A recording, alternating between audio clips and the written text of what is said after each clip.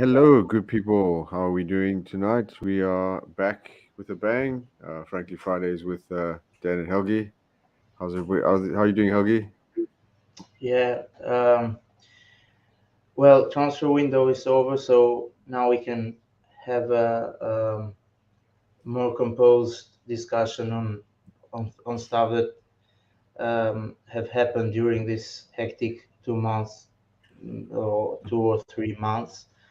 So I'm relatively calm with what I have seen, and hopefully this transpires also in terms of results on the pitch, which haven't been uh, as um, as delightful as we had expected them to be.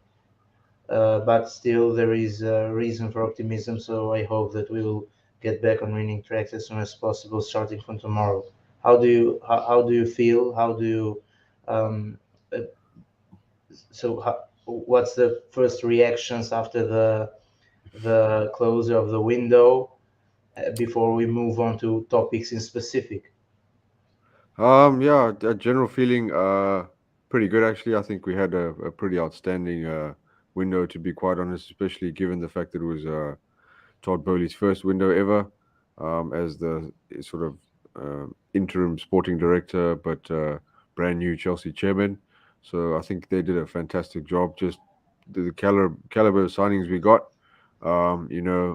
just the players we managed to get in to replace the ones that left, and also the ones to add quality and depth to our team. I think pretty outstanding job. Could we have got maybe a couple of players that we would have preferred over the ones that we got? I think so, but overall, I think I would give the window probably an 8.5, 9 out of 10, considering how many players that were surplus to requirements that were moved on as well. So yeah, I think definitely a very good window. And your feelings? If you had to give it a Yeah, score out of I, 10?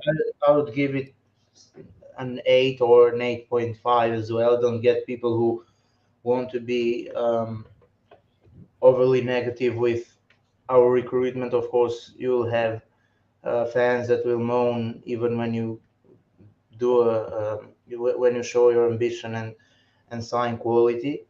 But I won't be affected by that. I'm happy that we got players that I have really wanted here for a long time, such as uh, Koulibaly.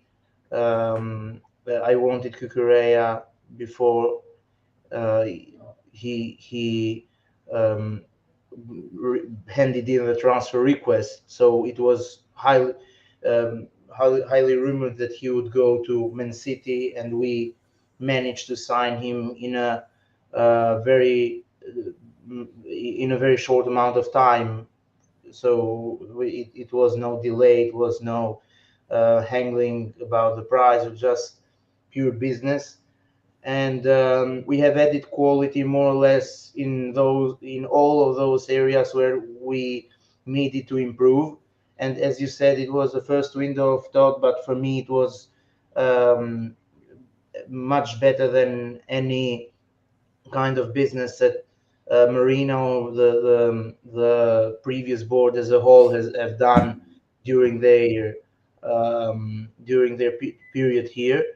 And one of the reasons is what I mentioned: the directness and the decisiveness in getting things done quickly and decisively enough, and also not trying to lower the standards and moving for players that doesn't um, are in disproportion with the standards and the ambitions of the club.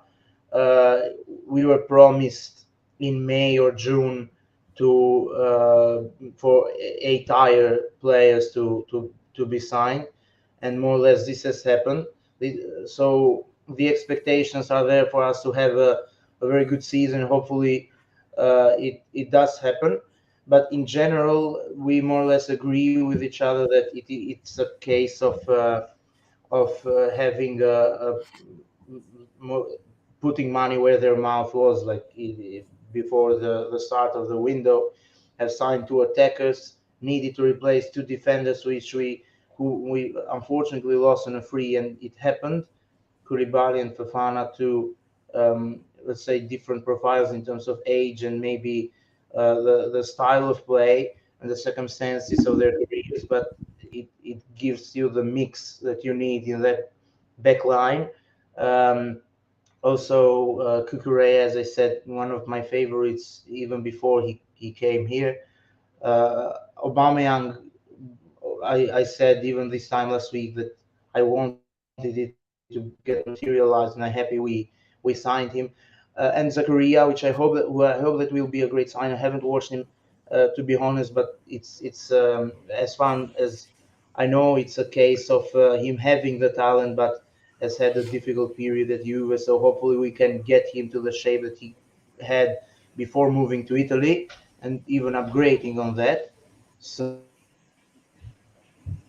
yeah, that's that's a main case of that's a general point in my opinion of our transfers in terms of incomings.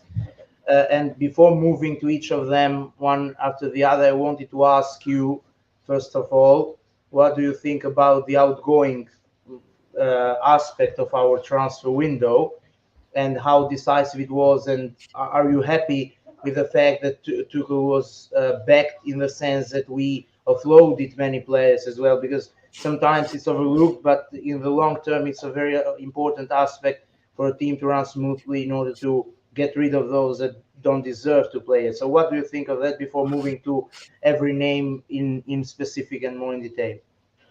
Yeah, I think I'd just like to shout out a couple of comments here from Sav, Abhijit, Chelsea Dan here, and Sav again. I think 10 out of 10 from Sav for the window. Pretty good. I think you and I went 8.5. So big 10 out of 10 from Sav there.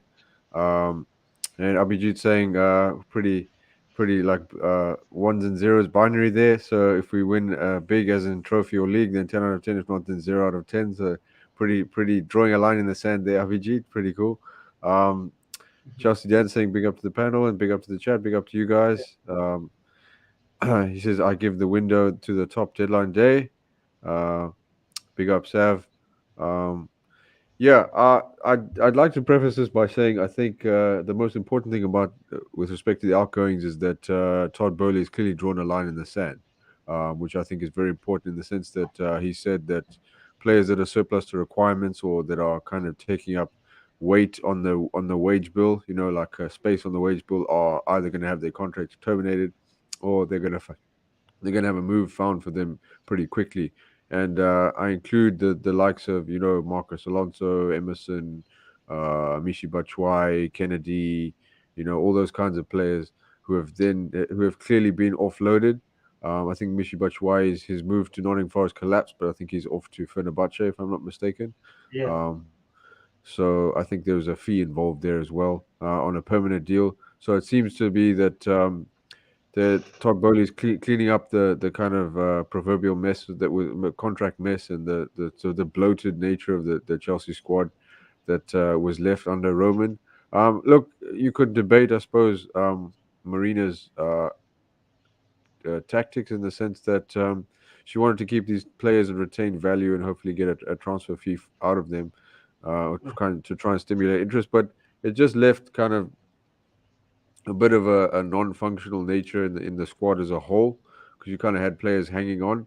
So I think there's a clear message here um, that we Chelsea are going to retain players who make the difference on the pitch, which I think is the full function of a football club is to get results on the pitch rather than function as a business to make money.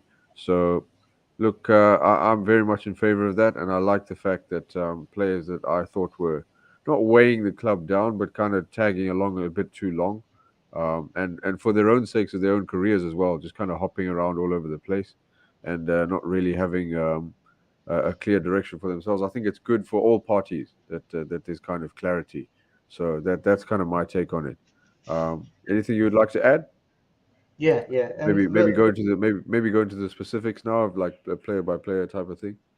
yeah, yeah, but so still in general terms, I think uh, one of the biggest issues I had with Marina, it's not a case of making comparisons because Marina is now gone and that's we have new ownership, but it's good to draw parallels to see the difference now that the window is over. I think that uh, the penny pinching approach that we had was very damaging for the club in the long run. Like Marina had her own stubbornness and ego to to drive prices down in terms of those that she wanted to buy, and also, although paradoxical it may look, she wanted to get a considerable amount of money for the players that hadn't worked out as we wanted at the first place, but without considering that the market value eventually decreases if you don't perform. She wanted to more or less neglect this reality and get a considerable sum even from them, and this led to a case of players getting stuck here and we getting stuck with them as well, because as you said, it's a dual perspective, and their departure is good for every party involved. So that's why I was never in favor of Marina. While with Todd, it's a case of at least for this window, and I hope it continues this way, especially with the new director of football in place, which we want to see further and further improvement. Uh, it was a sense that uh,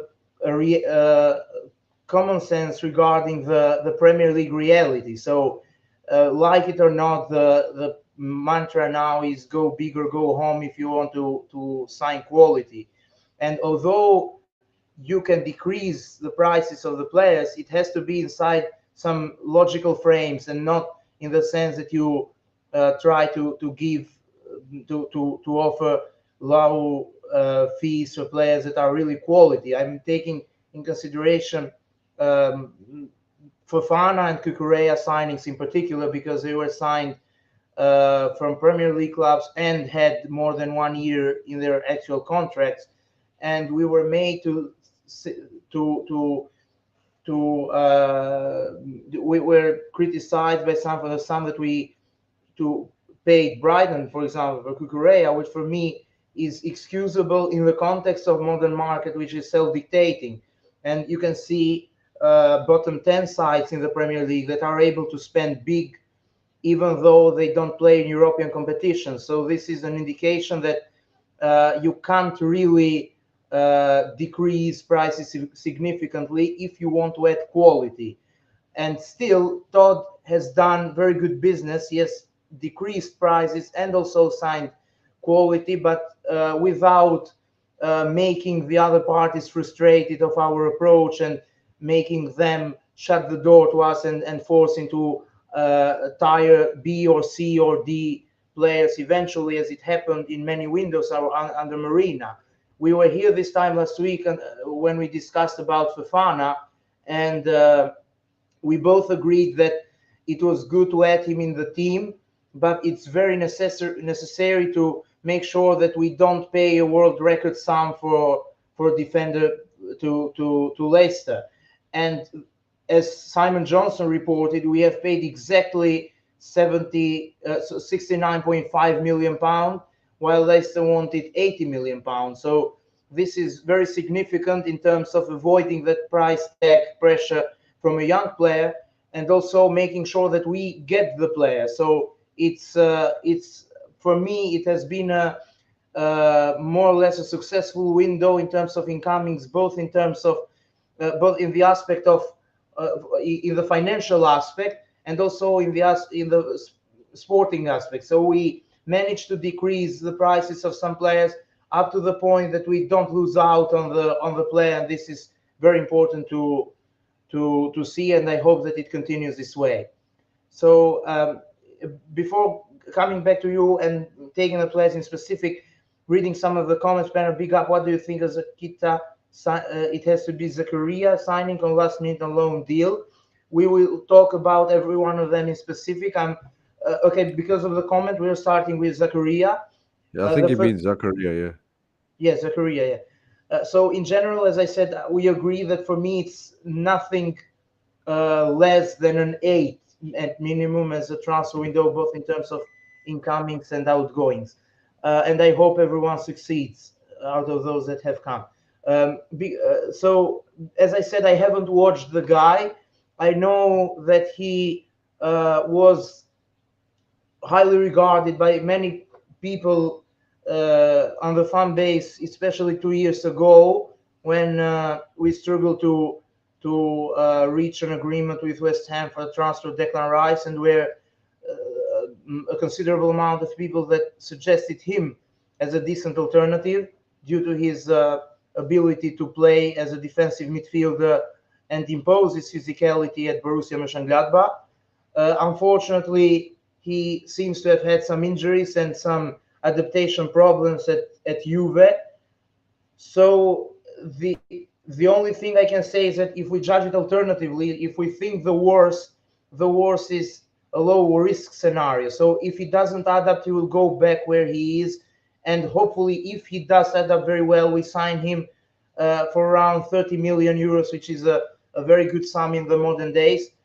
And knowing that we desperately needed a defensive midfielder, I think that it was worth trying, and hopefully he adapts. And we have also to remember that Italian league is a bit static for players that are um, energetic and want to express themselves on and off the ball.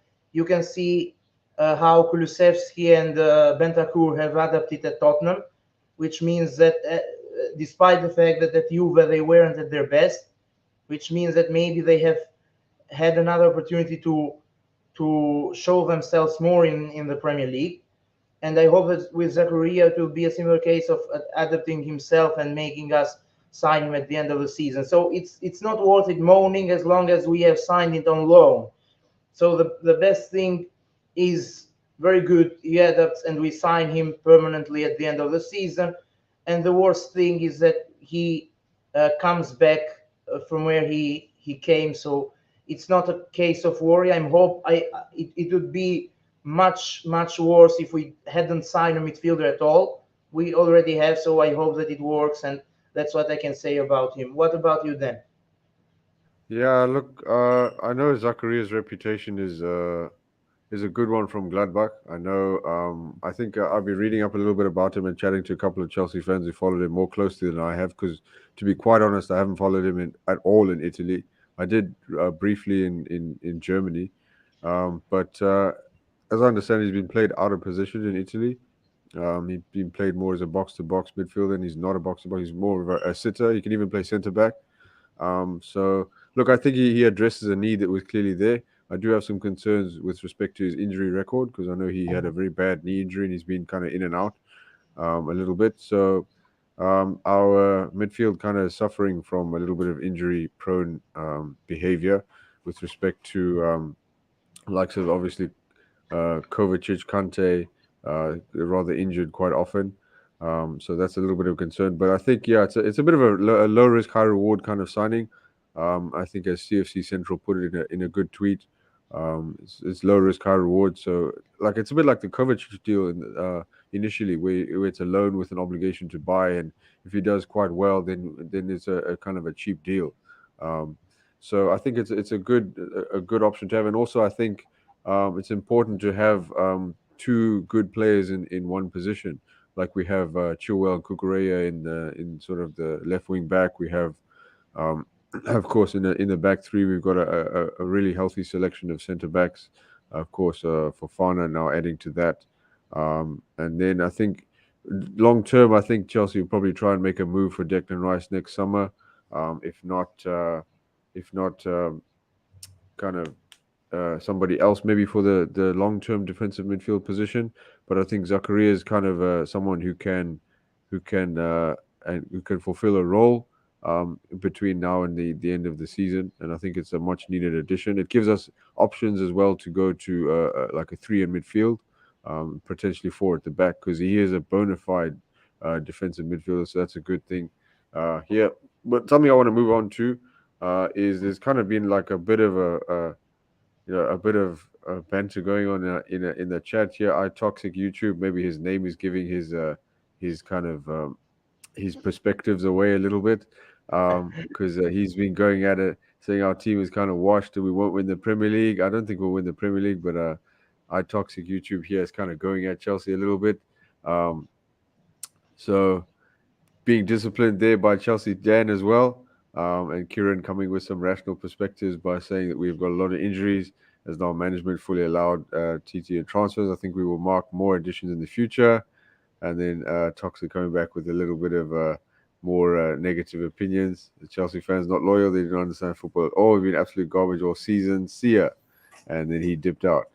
So yeah, a little bit of a spiciness going on in the chat here. Keep it going, guys. We like to see it. But yeah, let's check what Kieran is saying. I think tomorrow we'll win. If it's not KK, I think we have new sensible owners who acted according to Couch, not themselves. But yeah, big up Tyson in the chat as well, holding thumbs that he works up at the time of the Zakaria deal feels a bit panicky. I think that's a good point. We had a lot of kind of scattergun approach on the last day. We were in for Edson Alvarez at Ajax. Ajax told him he's not going anywhere.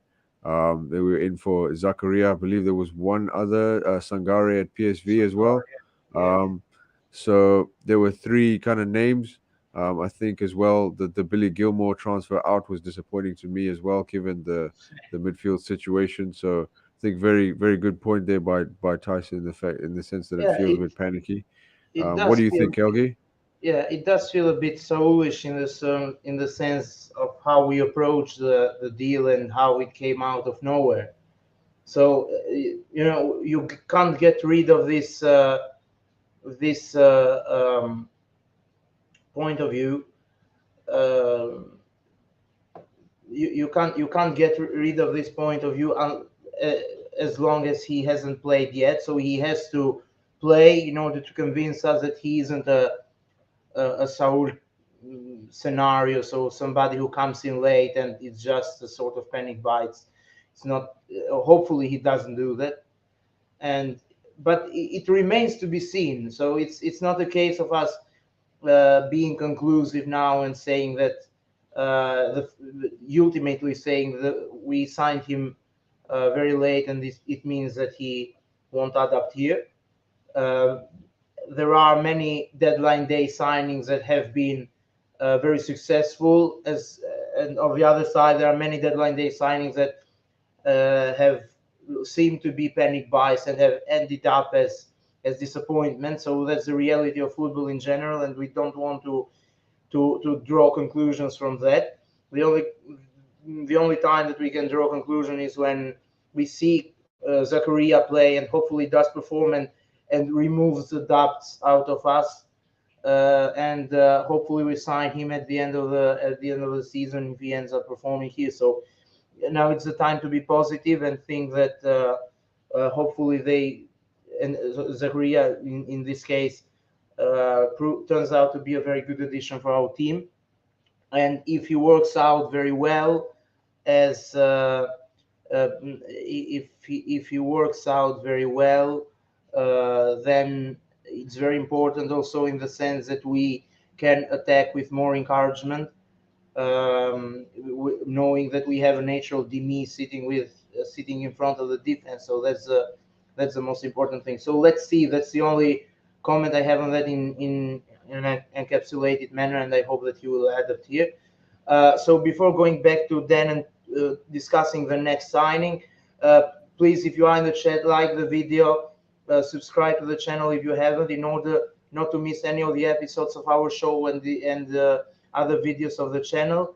There are many insightful discussions uh, about the transfers and also in the coming days and weeks and months regarding our performances in different competitions. So you won't be disappointed and you will have the chance to discuss about every transfer, every single news regarding our club in a constructive manner. So yeah, so that's here's a tweet from Joe Tweet saying it's Dennis Zakaria gives CFC a physical profile at the MCM that is suited to the league. I'm excited to see what he will end up doing here. His game in Germany was dynamic, progressive, and physical.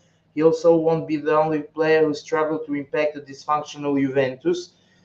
That's a good point. I regarding this um, handicap between uh, choosing whether it was the player's fault or the team's fault as a whole. I have done a similar one with Travis when we were linked to the league, and the struggle to make our minds up was um whether the league's struggle to adapt at Juve has been his own fault. So he was just an overhyped product of Ajax academy, and particularly that season in their Champions League run in 18-19, or it's a team as a whole and he is just a victim of the circumstances there. So this logic can easily be applied for Zakaria as Twitter and as Joe tweeted tweets indicates, and hopefully it's a case of him, as I said, adapting to a league that maybe in principle adapts more befits more to his characteristic of a strong and powerful um, defensive midfielder rather than a more tactical and rigid style like Italian league was. And as you said, it was also a case of being played out of position several times at Juve. What about Kurian CV says? What about transfer players from Russia? It hasn't done that due to the war, so it will happen between now and the next window. We need to wait for next window. We don't know. It has stalled. Let's wait for the next window because I don't think it would get done now. Dynamo Moscow, if I'm not wrong, confirmed it in a club statement yesterday that he wouldn't move in this window. So let's see if we Yeah. go back for him in January. Okay, Yeah. so The only reason I shared this Joe Tweedy tweet is because he's been an important voice in the Chelsea community in terms of the defensive midfield situation, and he was alerted to me by a couple of friends on a group chat, so I must give them credit for that. Um, that this has kind of got the Joe Tweedy kind of seal of approval. So the thing is, I think what Joe is pointing to, because I know he watches a lot of Bundesliga and he's a shrewd analyst of the game, in the sense that he like really goes like into detail on player profiling and things like that. And he was the one calling for Chelsea to sign Aurelien Tchouameni, and of course he this is something that he'd been calling for like more than 12 months before he was potentially moving to Chelsea. So something that we knew about in the Chelsea community. If you ever check Joe Tweedy out on the London is Blue podcast, he's also on the Byline as well often. So check that out. It's really really good. I think he's got his own show on London is Blue podcast. It's really informative and really insightful. He's a wonderful voice in the Chelsea community. So if you do go check him out, he's on that. That's his Twitter handle there.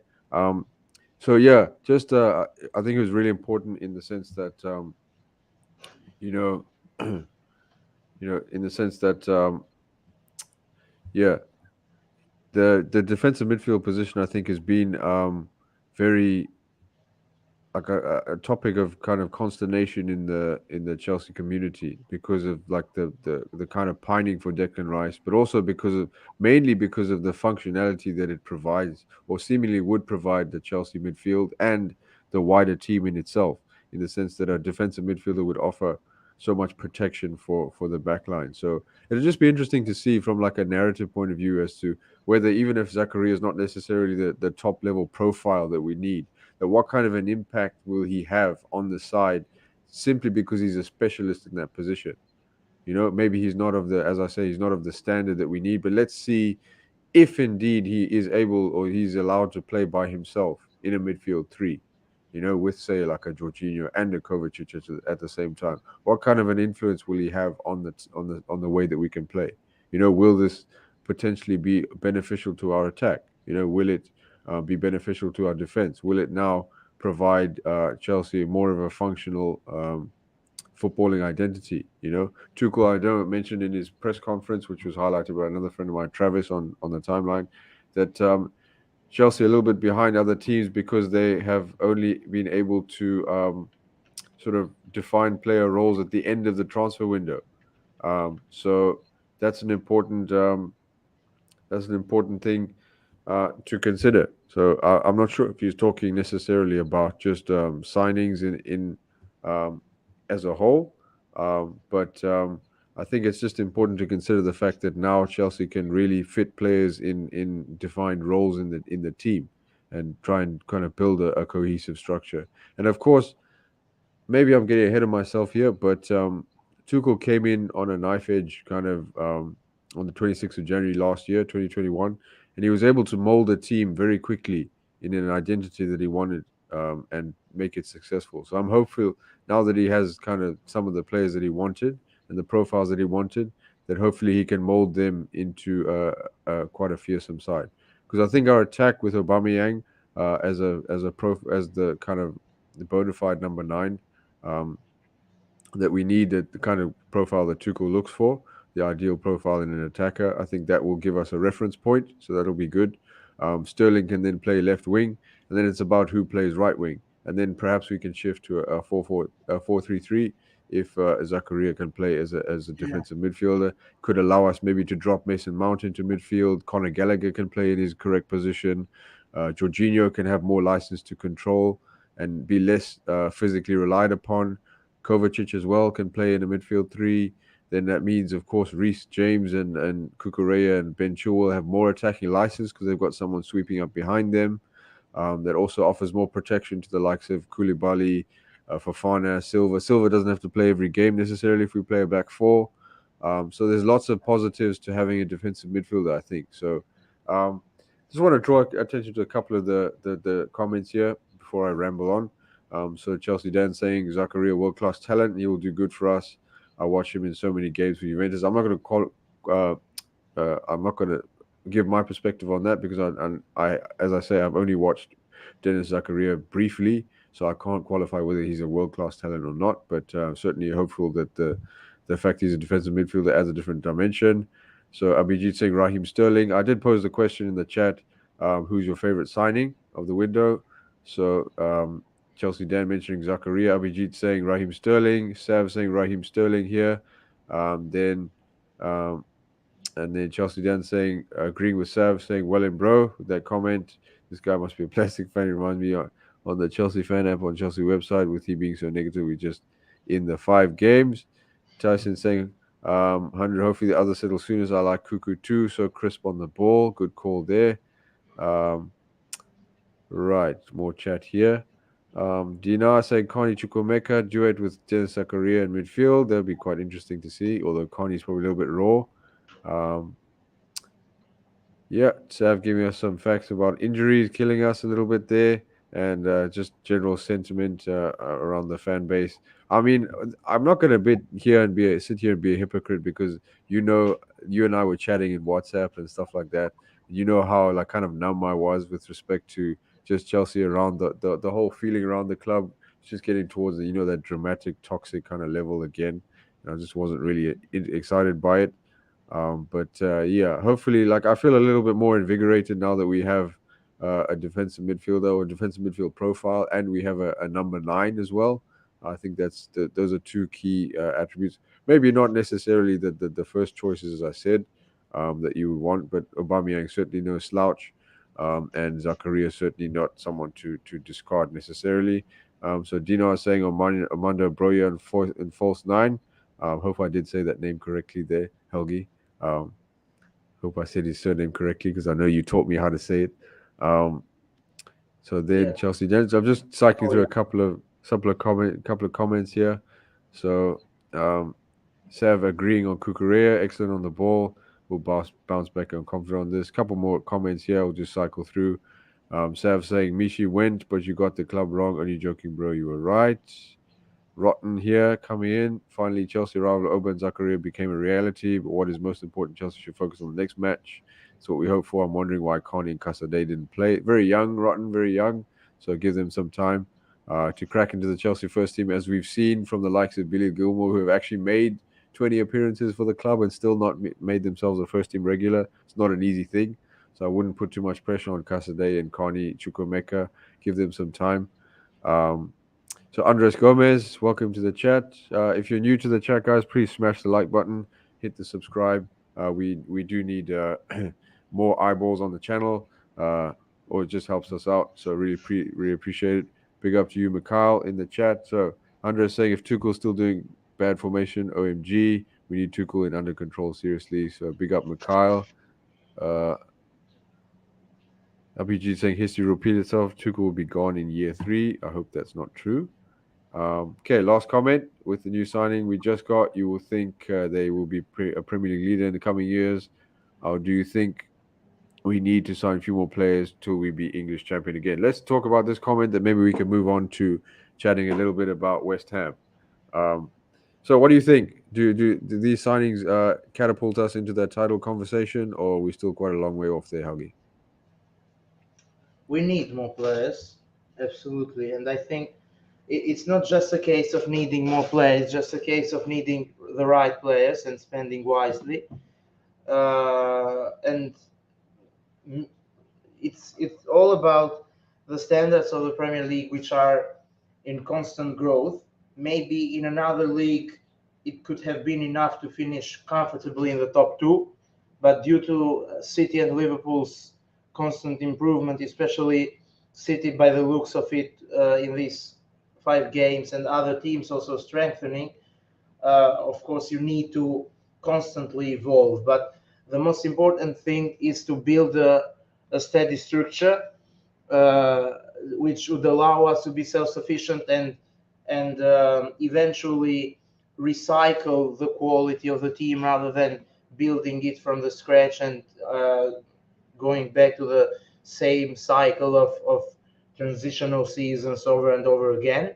And in order to do that, I think that the right answer is to sign a few more players. Now, of course, we are fans and we hope the best for our club. If we can win the Premier League earlier, it would be magnificent. But realistically speaking, I think that we need some more players. However, what I don't like is some perspectives of the fans that are too fatalistic and melodramatic from what I have seen so far. No one is happy with our first, so all in all, with what we have seen for the first 5 games. We have to win in 5 games, and this has to change immediately. But this mentality of giving up immediately helps nobody and makes the things too dramatic, more more exaggerated than needed. And the most ironical thing is that the same people, in the majority of them, from as far as I'm concerned, are those that have a go at Tuchel for everything and wanted Cristiano Ronaldo here, despite the fact that even Man United don't want that he's actually their player. So there is too much contradiction of what people want and their lack of astuteness in terms of backing the manager um, in every situation as long as logic allows it. And we are in a situation that Tuchel can be criticized for some aspect, but of course he is the man to lead us forward, because I think these are the it's the fourth manager that where we see a mentality problem from the team, and this has to change by changing the players, signing more, and offloading those that simply don't want to be here. And this should happen by signing more players and continuing this path of development, despite how we evaluate the season. Because one of the most um, worrying issues under the past ownership, especially in the last few years, is that we showed a strong willingness to spend when we had this problematic season before, or when we had a transfer ban and didn't spend in January.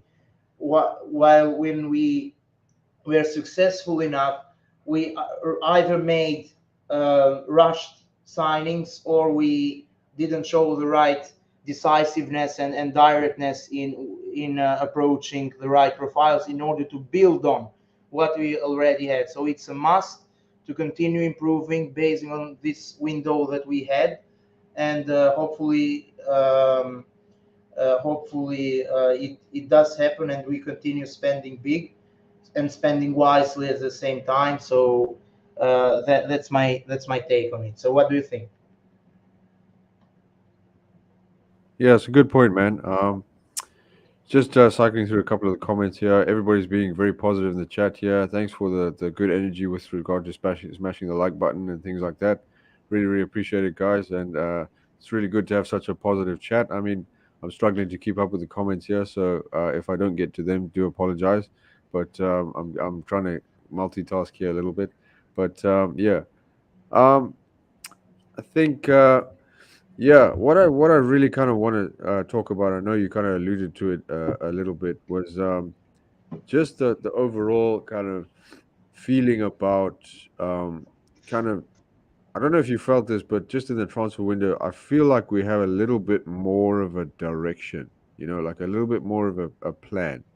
There's kind of Yeah, like a yeah. an acknowledgement that there's like, I think we're not there. We're clearly not we're not going to challenge for the Premier League title. I think that you get that sense from the first 5 games. Look, I fully expect our form to turn around at some point, and I think we might go on a bit of a good run. We've got some decent fixtures, and I'm hopeful once we play a few more games, we'll get a little bit more positive momentum, and things will be a little bit less slapstick. But I think that Tuchel has started to get players more in his identity, and a guy that I really enjoy on Twitter, and I keep up with him on WhatsApp as well, and he's been on the show, is Travis. Travis at Crossroads CFC. You've hosted him, and I like his perspective in the sense that he's always balanced where when it comes to how kind of the makeup of the squad is, because we've had a squad that's been built mostly by probably the last four, if not maybe five managers. And Tuchel before this season had Romelu Lukaku and Saul, on loan as the only players that he had sort of had a hand in signing. And there wasn't really a clear Lukaku idea as to, wasn't first choice, so yeah, we exactly. couldn't Lukaku sign wasn't necessarily Haaland. first We choice. couldn't sign Kane, and it Yeah, was the third option that was proposed to him, and he just said yes in order just to sign a striker rather than the right striker. yeah, exactly. And yeah, so that's what I'm saying is like, look, Sterling is a Tuchel player. Kukureya is a Tuchel player. Koulibaly is a Tuchel player. Fofana is a Tuchel player. You know, Aubameyang is a Aubameyang. Tuchel. Aubameyang is very much a Tuchel player. He had his best ever season under Tuchel. You know, Zakaria probably a Tuchel player as well. Maybe a little bit of a panic though there, but overall the sentiment is that Tuchel's got 4 or 5 of his own players in now. Yeah, he's had a hand in the transfers. He's been backed almost at an unprecedented level compared to other Chelsea managers. He's been given a level of control that no Chelsea manager's ever had before. Yeah, and there's potential that he can get it. He'll get a long contract that a Chelsea manager's never had before. So these, even though I got down in the dumps, and I probably put that across in last week's stream a little bit, I'll be honest in the sense that it's not all bad. There are some positive signs, and I think this is a for Chelsea fans that have been used to such turmoil and such short-term thinking for the last 2 decades.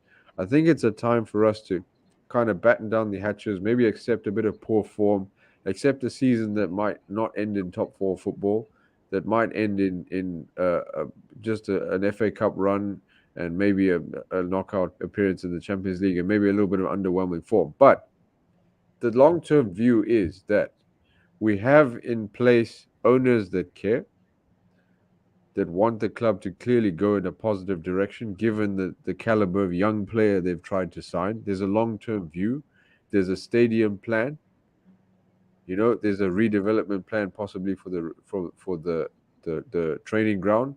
I'm hearing there's a bit of a lick of paint going there. There's a plan for the women's team. The signings there have been very exciting. There's a clear plan as well to use the academy, to invest in the academy. you know so, and there's also, as we mentioned early on in the stream, an admission that Chelsea is not going to be a club that kind of harbors these players that hang on in loan deals, endless loan deals. So um, this is a positive direction for Chelsea, and I think that's something that we should um, maybe not get too excited about, but kind of use as a little bit of perspective. You know what I mean?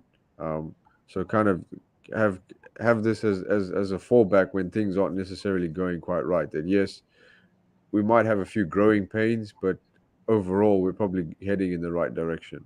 And I think that's the way that we're supposed to go. And I will say one final point.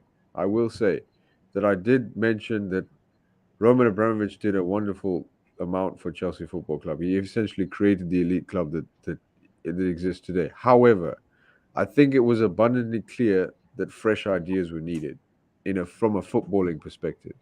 And I'm Yeah, hopeful with the signing of a director of football that will continue, and that Todd Boehly and Igbali and Jose Feliciano and all of them are bringing Chelsea into kind of the modern era, and we're not going to play catch up anymore, and we're going to be a progressive, positive influence on the Premier League, and hopefully compete again for Premier League titles, because that's kind of the stock and trade at the moment. So anyway, that's what I'll say. Maybe you want to add something on there, Helgi, and then we can get on to chatting about West Ham. yeah, yeah. I think I agree with you in everything you said, and you made me remember something. Before, when there was a ownership discussion, I wrote a thread regarding what I ideally wanted to see from Todd Boehly, and this window has ticked all the boxes in this regard, in terms of all the directions that you mentioned, the first team signings and the decisiveness in getting the deals done. We spoke earlier about the delays that we had in the past ownership in order to drive prices down and eventually lose out on key targets, which fortunately wasn't the case in this window. We signed many academy players, as you said, players for the women's team, have made some changes in the facade of the stadium to give that vintage approach, as we know, which is another touch of class from the new owners. And the development plans, which are reportedly uh, stadium development plans that are reportedly um, planned to organize to be in a way that it allows the team to keep playing at the bridge while improving the capacity and other areas, which is a win-win because it both protects the spirit and also allows the stadium to develop instead of uh, building it from the scratch, which should be very damaging in my opinion, and many other areas. So now the only thing I wish is to keep doing in this way, and as you mentioned, with the new director of football in place, and hopefully we'll get a very good one.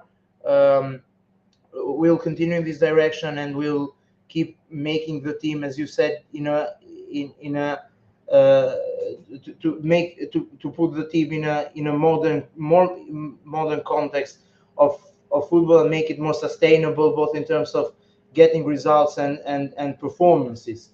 And that's my take on it. And if you go through the signings briefly, because moving to West Ham, we talked about Zakaria. About Obama, I was here and said this time last week that I hope it materializes, because I've seen more positives that many actually do on Twitter. Maybe they may have wanted somebody younger, fresher, with maybe more to give in the long run. But in the circumstances that we had, for me, it's a very shrewd signings for the relationship with Tuchel. He has scored at Barcelona. His speed, the fact that he presses a lot, and the stats combined with the eye test show that. And so it's a misconcept that he is passive, and the fact that we signed somebody that can be a very good stopgap and allow the another striker that would come later, maybe next window or in January or whenever, to develop even more. And same, and also for Koulibaly was somebody that I wanted. We got it very quickly done, and it was, so, despite his start, which hasn't been maybe as perfect as we would have liked, in the sense that he has struggled a bit to adapt with the intensity of the league, especially on the ball. He can be calm and more composed when he passes vertically, but still there is a top defender in our back line. Fofana, we signed him and both didn't get him on a world record fee, which is key. Sterling has started considerably well, and hopefully he does even better in the coming um, days and weeks, and especially with Aubameyang there, they can link up very well. Ideally, Kukurea, as I said, this was somebody that I like a lot, and one that really um, stood out for me that Southampton game. Among many negatives, he and Thiago were put in maybe not the best, but an acceptable performance. And yeah, so that's more or less the idea that I have. I mentioned all of them because we are one day after the deadline day, and to back the positive approach that we have regarding the window that we have had. So let's hope that it shows, and we demonstrate ourselves with positive performance and results on the pitch, and every signing is a success. And we hope and we continue building under the new owners in and under Thomas Tuchel on the bench as a manager. So to make sure that we to to not just to follow the teams above us, but to eventually compete against them and to keep winning trophies. So before coming back to you and talking about West Ham, I'm going a bit through the comments. Chelsea Dan said, yeah, I'm Chelsea website grew at Chelsea talk new agreements. I am going to stay at the club. So Todd Boehly had meeting with Kante this morning, talked with Kante and he signed new contract. Hopefully, we haven't heard anything. Maybe if so, of course, if it's true, we'll listen from the credible sources. I'd like him to stay.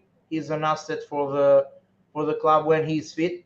So if he managed his physical condition very well, then of course I would keep him maybe for 2 seasons more because he's an energetical presence that we need when he's at his best. Um, okay, so yeah, Yeah. So you go want to chat about West Ham? yeah.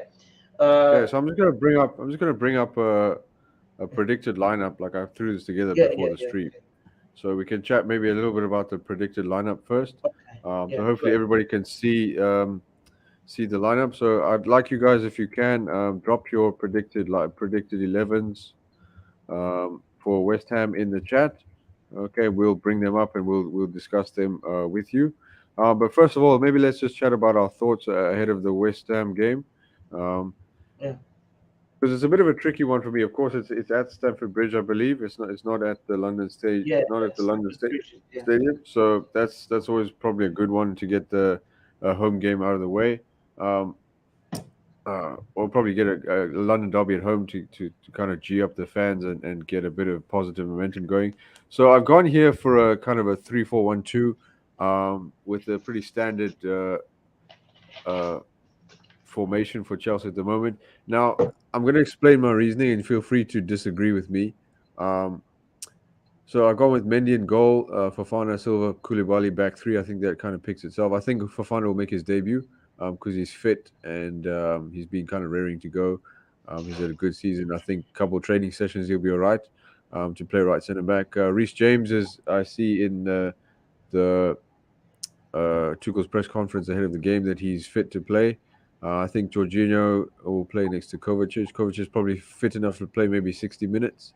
And I think Kukurea will start because as I said, Ben Chilwell, I think will only be ready to start properly probably like mid October, because I think yeah, he's still working his way back. So that's not something. That's not a case of like Kukurea is necessarily first choice. I just think he's fitter at the moment, and of course Ben's still working his way back from that horrible knee injury he had. So that's why I think that's probably the back eight, including Mendy. Then the front three is always kind of cause for consternation, because I think we can make a case for, and I know you've made this case as well, for dropping Mason Mount and Kai Havertz, particularly yeah. Mason Mount. I think they've been turning in pretty average performances, if I'll be honest, probably less than average. Um, and big up to Viola in the chat. Thank you for all the positivity. We'll share some of your comments now. But yeah, I think they've been dropping some abject performances, particularly Kai Havertz, who's not been decisive in the final third where he needs to be. Everybody on the timeline, if you follow me, you know how much I love Kai, and I'll kind of defend him until the cows come home. But yeah, this season I think he needs to be on it more. It's his third season in a Chelsea shirt, and we haven't. He's got so much talent, so much potential. It's just he's not realizing it. So I think we need to see it a bit more. Um, and yeah, I think this game comes too soon for. Aubameyang, because I think he's still nursing that fractured jaw and Now, the Tuchel bruised confirmed rib. it an hour ago that he will start training next week and with a Yeah, mask on. yeah, with the mask. Okay, so there you go. He's probably it's too soon for him. Um, and I think I'm not sure Tuchel trusts Broja to start. Um, I just I don't know. Like Armando, in my opinion, should start because I think he will offer more than Kai. And I think he's offered more in the 15 minutes he played against Southampton than Kai has in probably 3 games. So it's hard to argue for me that against starting Broja, but I genuinely don't see Tuchel trusting Broja to start against West Ham. I don't know why, particularly with Aubameyang coming in. That's probably the one negative about deadline day for especially Armando Broja in the sense that he perhaps didn't get a loan out, and he's probably going to play third fiddle now for the attacking spot. But yeah, I just think Tuchel probably goes with tried and tested, and I think a lot of impetus and responsibility will be placed on Raheem Sterling again. However, going forward, I think that will lessen when Aubameyang plays, and I think Yeah. once we figure out who's playing right wing and who the best person to play right wing is, I think that the settled front three will work. Um, I'll be interested to see maybe if maybe Pulisic gets a chance. I don't know if Tuchel has the courage to drop Mason Mount and Kai Havertz. I think he should, but I just don't see it. I think Tuchel's gonna go like Tuchel to me makes one or two maybe surprise. Where he has one or two surprises in the first 11 in any given match day. And I don't think he ever extends to more than that. So that's why my two surprises in this are Kovacic in midfield and Fofana in defense. So that's why I'm saying any more than that, I think it'll become a little bit ridiculous. So we've got a predict 11 here from Chelsea Dan. So his predicted one is Mendy 1, Koulibaly 2, Silva 3, Fofana, Jorginho, Zakaria, James, Cucurella, Pulisic, Havertz, Sterling. Wow, Has to dropping Mason Mount. has to revise it, has to change it because Zakaria hasn't got the work permit yet. Oh, really? Hasn't got work Yeah, permit yet. Okay, so yeah, Zakaria obviously won't he's start. So expected these to are get him on Tuesday. okay. So these are the important facts that we needed to know. Of course, if it wasn't for Brexit, he would be able to play, but Yeah. such is life. Um, but that's necessarily a good 11. I think here we got Lucidin system. I don't know how you say that, but he's got Mendy in goal. So hopefully the other 10 players are coming soon. But yeah, yeah, Helgi, drop your predicted 11. What do you think? Uh, it's exactly the same. So before reaching the attack, um, can't debate it. Whether it will happen, I don't know. Whether Tuchel would start from Fana from the start. He said he's available. Hopefully, does. Maybe he would be forced to do it considering the lack of other alternatives. And Aspi played, we can say, a below average game against Southampton. So he may go with Fofana unless he goes with Chaloba from the start.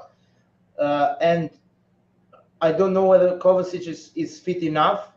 He came on against Southampton, but Tuchel said that he uh, theoretically wasn't fit enough to play 45 minutes, but was forced to do so because we were trailing at halftime. I hope he starts because don't really, to be honest, don't really trust Ruben or Gallagher in a pivot.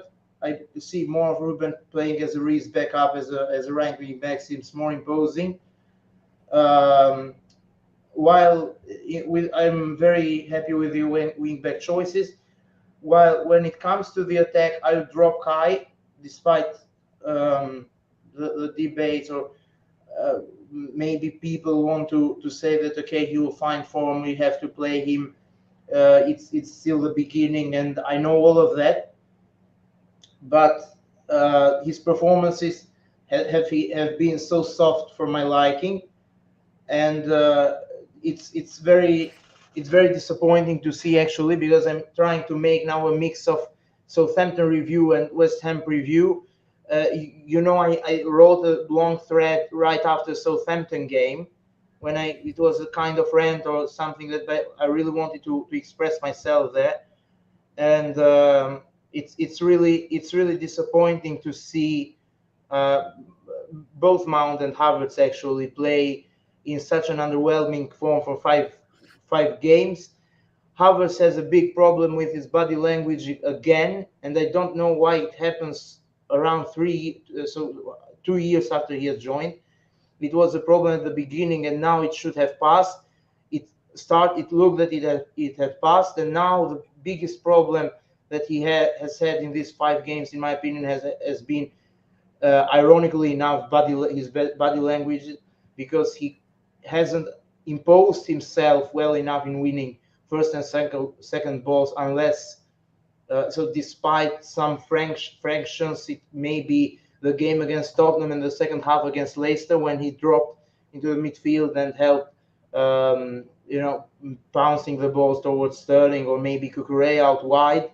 But the thing is that he isn't doing it consistently. He played a very, very soft game against Southampton, stayed offside, didn't have the right positional awareness, missed a very good chance. You see And that one on one? no, it, Is it that the one was on it one you're was a talking about? free header in the Yeah, second but did you half. see did you see the one on one Yeah, maybe I'm not recalling it now. I watched all the game, but I'm with the Kai? Yeah, he had a pass from Ziyech. Ziyech yeah, passed it to yeah, him. yeah, yeah, but The 1v1. He hit it straight at the keeper. yeah, I remembered it now, but initially I focused at the free header, which was very easy to at last hit the target, and he hit it over the bar. And shortly after, he was subbed for Broya. So it was a case of him being too soft, and it's disappointing to see a player of that physical state and not to impose himself. And same, more or less, the same applies to Mount. I know you love him, and I like and love him as well when he is at his best, and they'll keep supporting him. I don't want to abuse any of our players because it's not the right way, but I try to be as objective as possible, and it's very disappointing to see the fact that he has failed to have an impact in any of our games so far. And I thought that he would get back into the right shape after the first 20 minutes against Southampton. He more or less assisted Sterling's goal and dropped into those pockets of space, recycled possession, and made sure that he was a passing option. I thought that he was starting to play a more active role in our build up. And just after we conceded the first goal, he, not only him but also the rest of the team, more or less, uh, so let's say they switched off, and this is what I don't want to see. And you mentioned that Tuchel may not be as encouraged enough to drop them. I don't know. It has to be with courage more than the fact that Pulisic and Ziyech aren't reliable options either. Pulisic wants to leave, Ziyech wanted to leave, and also Pulisic isn't a world beater like many people think, Yeah, he's not. because it's a He case hasn't of proved himself. people. He Yeah, hasn't but proved himself. there are many people, especially on Twitter, they say Tuchel is being unfair with Pulisic because he keeps I playing don't see Mount and how. Havertz consistently. I agree with the second part because they shouldn't play consistently. And making the discussion even wider, one of the main reasons, in my opinion, that City or even Liverpool, but especially City, are this consistent is because Pep has destroyed the culture of having a constant start and the backup. You have three or four players of a similar quality, so that there is always a pressure, the positive pressure of competitiveness there. So when somebody doesn't have a good game, he may easily get dropped the next day, and there is no problem for the manager and the overall quality of the squad. We don't have this luxury because we have some kind of disbalance in terms of the personnel. So let's say Tuchel decides to drop both Mount and Havertz, and one of them may be replaced by Broya, who seemed more imposing than any of our attackers maybe I'm not including Sterling because he has had a more or less a positive start. But of those that we have already had here for a considerable amount of time, he would put Pulisic, who played and didn't do the basic against Southampton, haven't done the basics in many of the games after these frequent injuries, and you still have a player that is more active on social media rather than on a football pitch. And this is alarming. And when Pulisic plays consistently and Mount and Havertz maybe drop, you may have people who say why he isn't playing Havertz anymore, why he isn't playing Mount anymore. But for me, any of them aren't, as it stands, the Chelsea quality we really need to see from attackers, players that are always on the same wavelength when you want to win big things. And that's the problem. I mentioned last week that we don't have a Reece equivalent with taking Sterling out of the discussion because he has just joined. But for all those players, they have their positive patches of form, they have their uh, runs of consistency. But why does this drop? And this worries me the most. And another thing that worries me, especially from the attackers, is that they get damaged mentally when they go one behind or when we concede a sort of equalizer of things that the approach of them mentally wise becomes pretty much predictable. Like it was 2-1 for Southampton at the end of the first half, and many people on Twitter were saying that we don't expect anything for the players, and it happened exactly this way. And we rarely turn things around, rarely make comebacks. City made a comeback against Crystal Palace. They equalized against Newcastle despite being 3-1 down. So it's a complex of things, and I hope it changes. I hope Mount and Havertz gain shape because I admire them for the positive things they have done to us. But that Southampton game was very discouraging to see from a 90-minute game perspective because you see a kind of switch off from the plane just when we conceded, and this just can't happen in a in a healthy elite sporting institution, and especially in a Premier League football club who wants to at least finish in the top four. So I hope that said in the coming weeks, Mount, Havertz, and even Pulisic and Ziyech, now that the window is over, can gain shape and provide some sort of competitiveness to each other in order to make sure that they are on the right track and they're on in an alert position, that they deep down should know that when they don't perform, they are out for the next game. And just because Tuchel doesn't have the luxury to do that doesn't mean that he's his fault for not playing maybe Pulisic or Ziyech that consistently, because I don't see, to be honest, a significant improvement on uh, on what he already starts the game with in the first place. So um, that's the main point of mine, and I know I elaborated it a bit long, but wanted to make myself clear in this regard. Especially Aubameyang coming, we will need even more players behind him to supply him with the right passes to make sure that he uh, turns out to be a successful signing. And for this reason, Mount, Havertz, and also the players that have been on the bench should be fully committed. And I hope that Yeah, it happens as soon as possible. So quite right. So that's let's, yeah, that. let's I have a look. yeah yeah. Sorry, let's have a look at let's have a look at some of the 11s because I think there's some saucy picks here. There's like we'll go through a couple of the teams, then maybe we can chat about our predictions, and then I think we can round off the stream maybe after that. So Lucendon systems here. I hope I'm saying that handle correctly.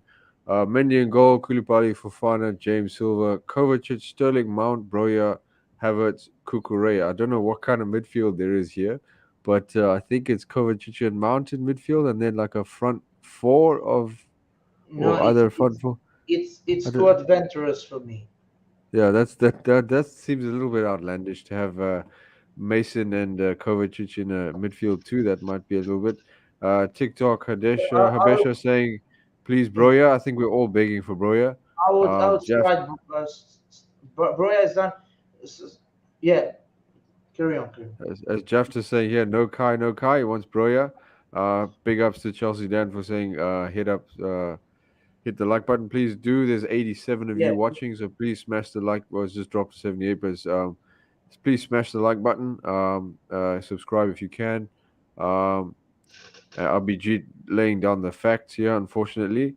So Jeff has predicted 11. Mendy Kepa, Koulibaly, Silva, Fafana, Kova, Jorginho, Kukureya, James, Gallagher in Mount's place, Sterling, and Broya in Kai's place. I think I'll go with that.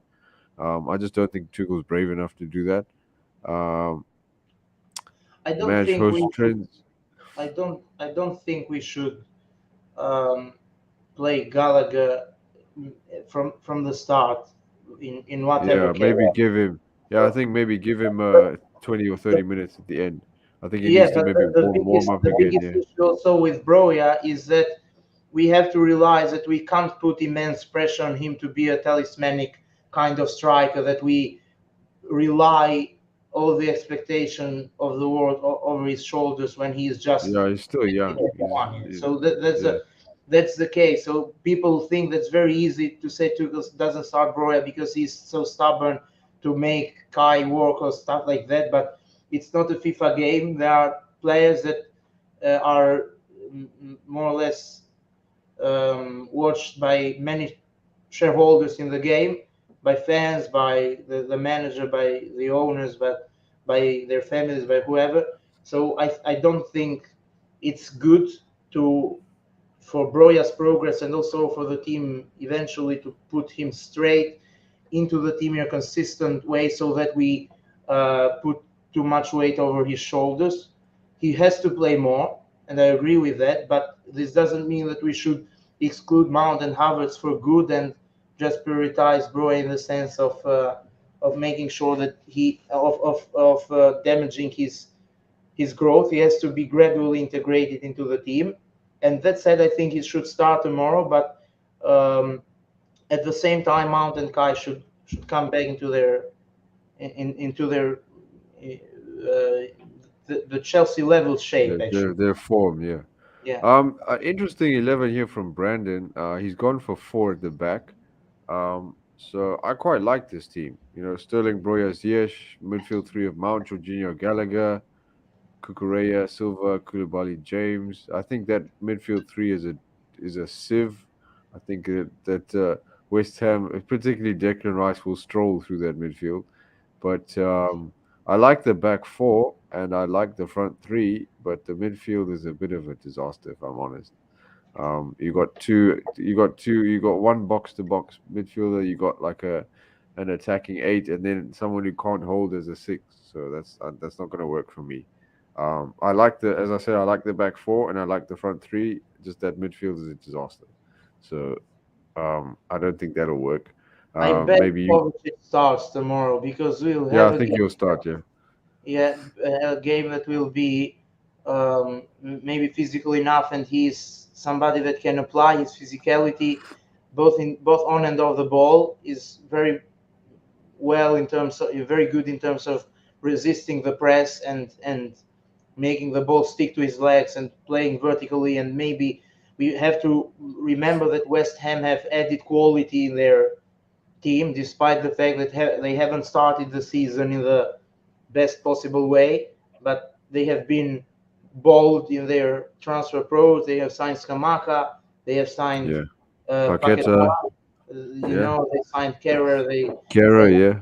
it's a blend of players from different leagues which multinationalize their team even more, and this is something to take into consideration. And above all, as you said at the beginning of discussion of this topic, we have a London derby, so uh, Kovacic is very good in these high intensity games in particular. That's why I hope that he starts.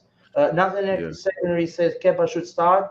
I don't Yeah. think Mohammed said it Mohammed said the same thing.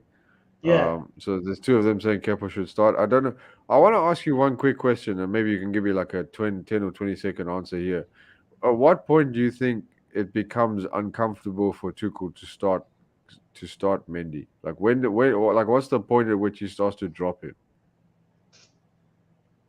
Because to me, it's getting to that point. Like two or three more bad games, I think it's time. Yeah, no one is saying that he has had positive games, but I think that Tuchel is not comfortable enough with the alternative solution. I don't think he trusts Kepa that much to say that okay, I'm dropping Mendy for somebody that was misunderstood, and he is actually better than him. So Kepa was about to go on loan, and for me that says it all. Um, yeah, it's a bit of a difficult discussion at the moment, but I don't know whether Kepa it's a solution. That's my biggest handicap, and maybe that's what Tuchel may have thought as well. If the idea of dropping Mendy has ever crossed his mind during these games, these weeks, I don't really have a concrete answer, but I would keep playing Mendy. Uh, Despite his negatives, he had a good performance against Leicester and saved maybe a couple of one-on-one. Um, He's always been good at that though. He's always been good at one-on-one goalkeeping. That's his strength. The problems come out, and this is what annoys me as well, is that Mendy seem to be vulnerable at set pieces now, coming for corners and crosses, and playing out from the back. So it's astonishing to me that we've yeah, but conceded so many Kepa, goals. Kepa is equally vulnerable in that direction. That's the True, problem. true. Yeah, that's the problem. But it's just the thing is, sometimes I believe that you have to drop a player and play another one who's probably arguably inferior to send them a message that you need to raise your level, you know? And maybe that's kind of counterproductive a little bit, but it's astonishing to me that a 6'7" goalkeeper, or like a 2 meter tall goalkeeper, is afraid to come for crosses, you know? Like to me, if he's more commanding in the area, we don't concede the second goal to Spurs. Like that doesn't go in. Yeah. And that's an extra 2 points, which could make the difference between fifth place and fourth place. Like I'm not pointing the finger at Mendy because I mean he's been brilliant for us for a long time, but I'm just saying there's aspects to his game now that I'm becoming a little bit uncomfortable with. And the mistake against Leeds as well. Um, I think he should have saved the Lavia goal um, in midweek Yeah, against yeah, I Southampton. agree. I I think agree. he should have saved that. Um, Yeah, it's becoming an uncomfortable conversation, and we thought that when we signed Mendy, after the form that he displayed, that this conversation around our goalkeeper was over. But it seems not, and that's probably the last thing that we need. Is another uncomfortable conversation there. But I want to talk here about Jafta saying, people, can we please talk about Kai's strength and Mount's strength apart from passing? At least Broya can score given Mount and Kai chances. Quite right there. Viola saying, I would like at least for either of Mount and Havertz to be dropped so there aren't too many chances, too many changes up front, and Broya to start instead along with Sterling. And RBG rightfully saying, when is that point where Tuchel drops Kai and Mount? I think we are past that point. And I said that you're looking at the 11 now, you want to cook me in the comments, but I put that 11 because I don't think Tuchel's brave enough to drop them. Yeah. But I think it's past the point where we need to drop Mason and Kai. And the thing is, the only unfortunate thing is Aubameyang is injured, otherwise I would have dropped him straight in. And I think he should have, oops, Helgi, looks like Helgi's disappeared. Okay, he's back. Um, so yeah, it's okay. I think you're back. So yeah, what I was trying to say is that I think you might need to mute something there. Maybe there's a bit of interference. Um, but yeah, I was trying to say that I think Tuchel should drop Mountain and Kai and play probably Ziyech and Broja because it's past the point where we can accept these kinds of levels. So yeah, that's kind of my view on it. What's your view on it? Yeah, agree. But as you said, I don't think it's realistic to drop both of them, although they haven't played well for the reason I mentioned earlier that as long as so as equally as Tuchel doesn't maybe approve the current shape of Mount and Havertz, he thinks that the alternatives aren't as convincing either. So for this reason, I think that he may stick with at least one of them tomorrow. I agree with you. I play Sterling, Ziyech, and Broja.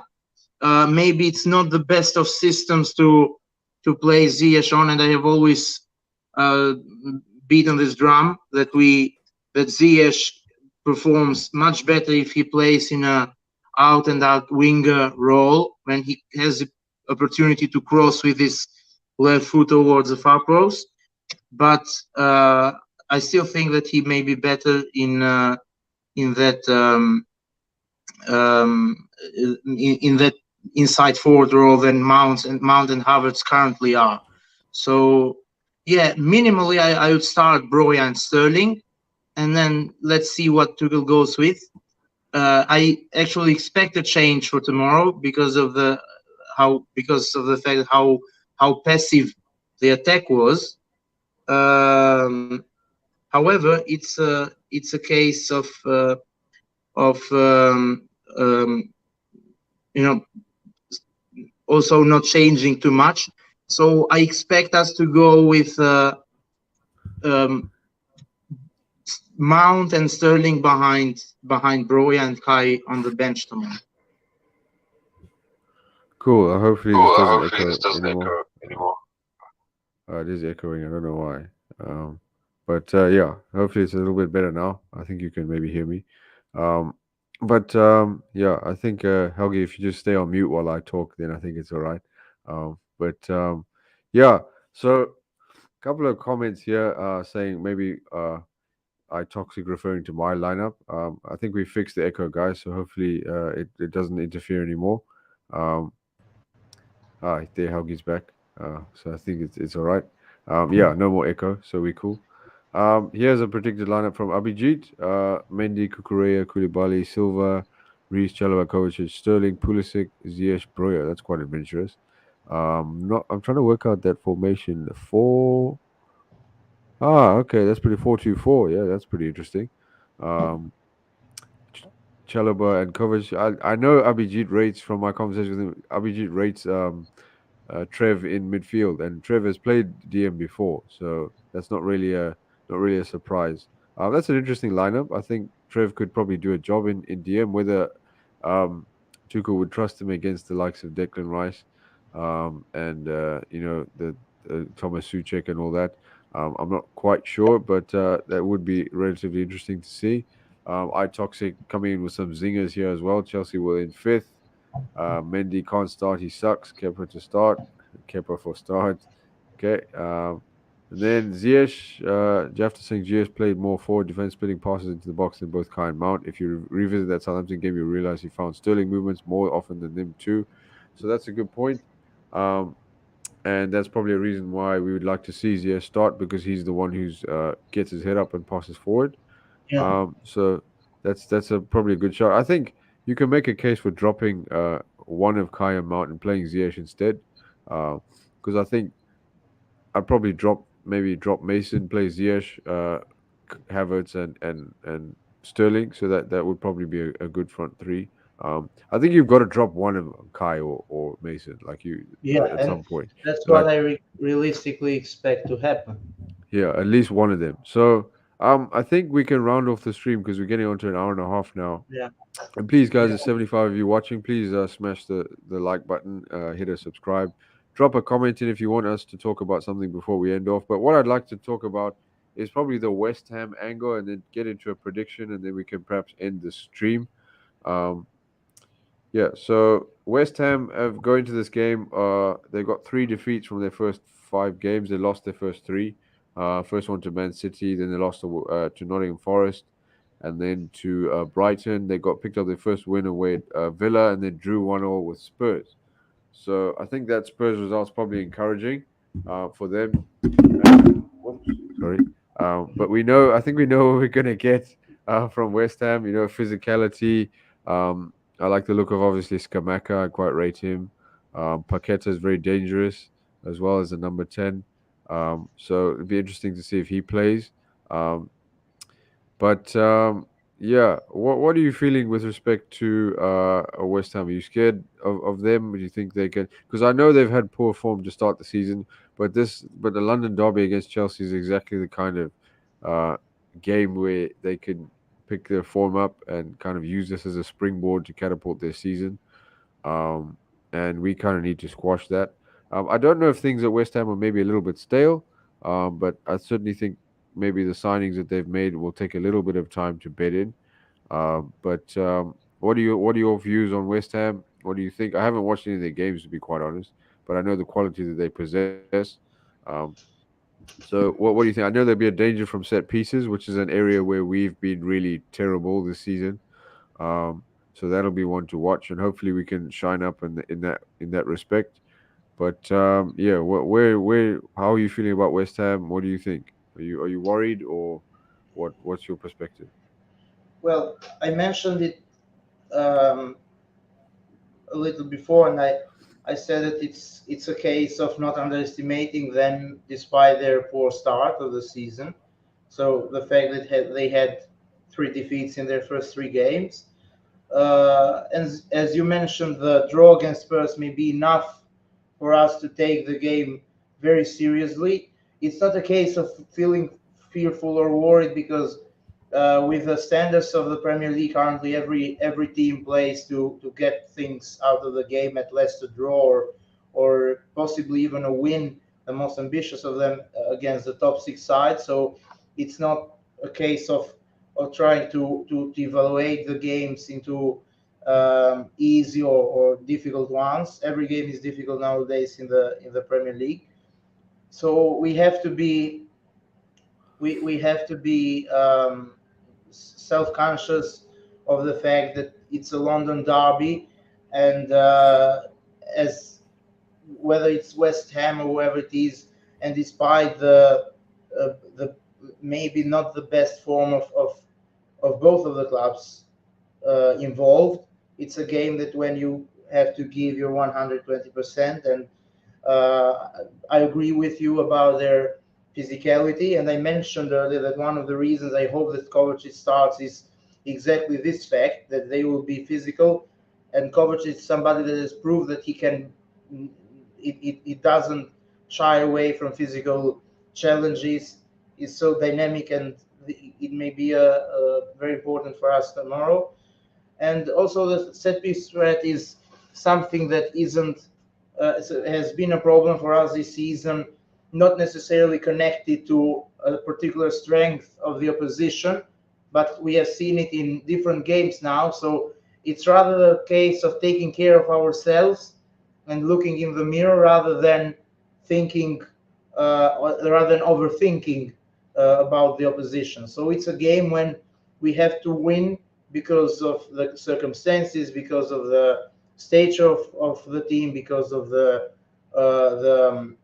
fact that it's a derby, and also to prove a point that now that the window is over, as Tuchel said, we can restart the season in the sense of uh, getting some consistency and injecting positive energy through performances and results. So no, it's not a case of fear because by this logic, every game in the Premier League would be fearful. But it's a case of being conscious about the need to bounce back, to find the rhythm, and to make sure that we actually win our first London derby of the season. So um, that's my opinion on it, and I hope that we win, and hopefully also keep a clean sheet.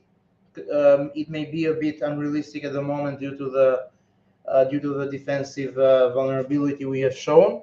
But it has to happen one moment to make sure that we um, have to have a performance and a win without conceding to make sure that things can get fixed both in attack and defense. So that's my take on it.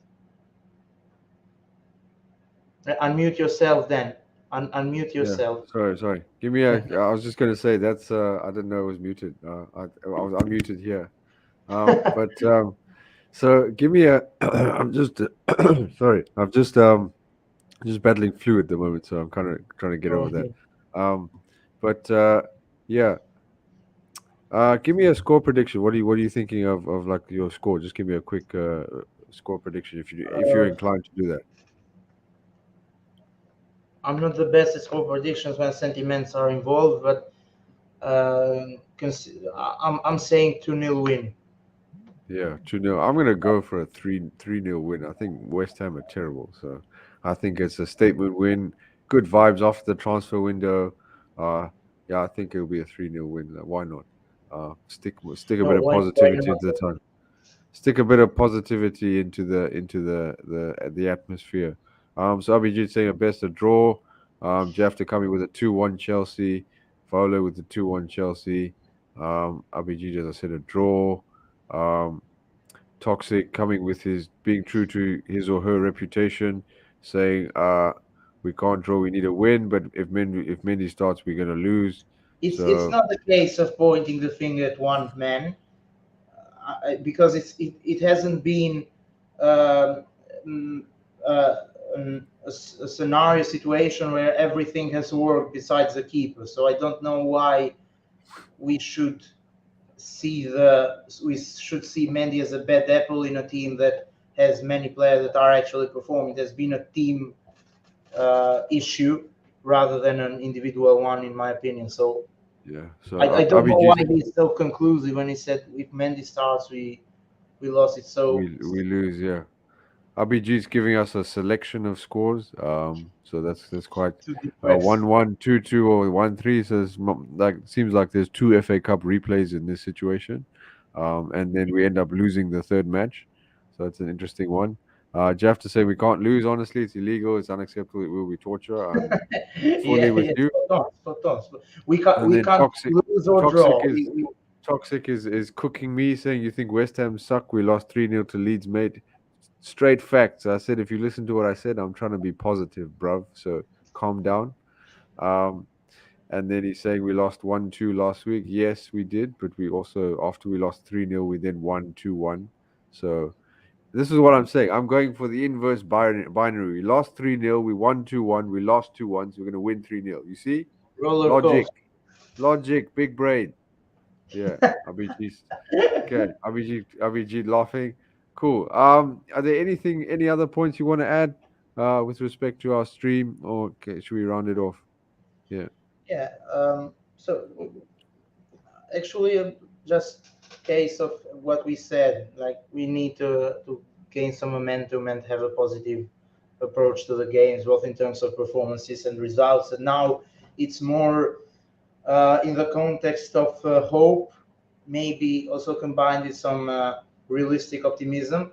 But um, we want to see the best of our team, and on paper, the squad has added to the quality. So why not? The only thing I want us not to have is a fatalistic approach with many people saying top four is gone, we'll finish here, we'll finish there, praising every single player of every team besides ours, and or the other extreme, overrating some of our players without the need. So we have to be objectively balanced, but also keeping the optimism because there are 5 games in and we can change the momentum of the team. I'm not endorsing what I've seen so far by any means.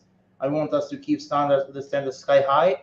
However, we should make sure that we find the consistency that we need and make sure that all the signings click, work very well, and have to bear in mind that the fact that there is chance for optimism because until the Southampton game, we had the team that we had, and after the Southampton team, we have 3 new players coming in, which could end up being a difference for us in the coming days and weeks. So new faces, maybe combined with new performance and results for in an optimistic and positive sense, and hopefully this Cool. settles. Yeah. So all in all, I think we had a good stream, good preview, good discussion of the transfer window. I'll be there for the preview show tomorrow. I don't know if you're going to join us there, Helgi. Just an hour before kickoff. Be good to if you are there. I see 87 of you still with us. So we got as high as 99. So please smash the like button, leave a comment on the page, hit the subscription button. But big up to just a quick big up to everybody in the chat. So many of you tonight, which was really cool. I say tonight because I'm in Asia, so it's a different part of the world. This afternoon, if you're in Europe, um, Abhijit, Vola, Prashant, Toxic, even though he cooked me a couple times. Uh, Abhijit again, just makes Jafta, make sure I don't miss anybody out. Um, Mash, Andrew, all of you guys. Thank you so much for the support, for all the comments. Provided great discussion. Hope you all enjoyed it. Brandon, all you guys, Chelsea, Dan, uh, Habesha from TikTok, all of you guys, Honest Gaming, Lucendon, all of you in the stream. If I missed anybody out, I do apologize. Sav, of course, Rotten with a couple of comments. Fahim, Chelsea, Dan, Yio. Thanks for all the love, guys. Andres, everybody, yeah. Tyson, of course. Chat full of good comments, good discussion. Hope you all enjoyed the stream. We'll be back next week, same time, same place. But yeah, until then, keep the blue flag flying high. Cheers. Cheers.